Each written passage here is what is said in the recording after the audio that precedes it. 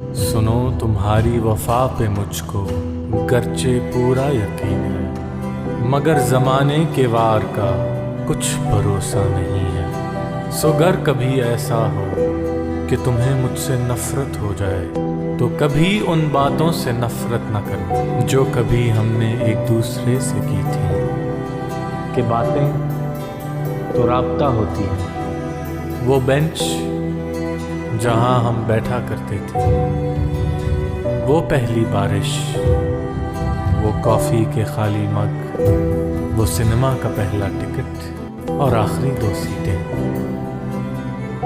سب کو یاد رکھنا، کبھی ان سے نفرت نہ کرنا۔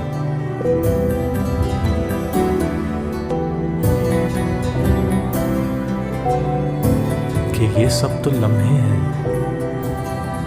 ہر غرض سے ماورا۔ سنو مجھ سے اور بس مجھ سے نفرت کرو،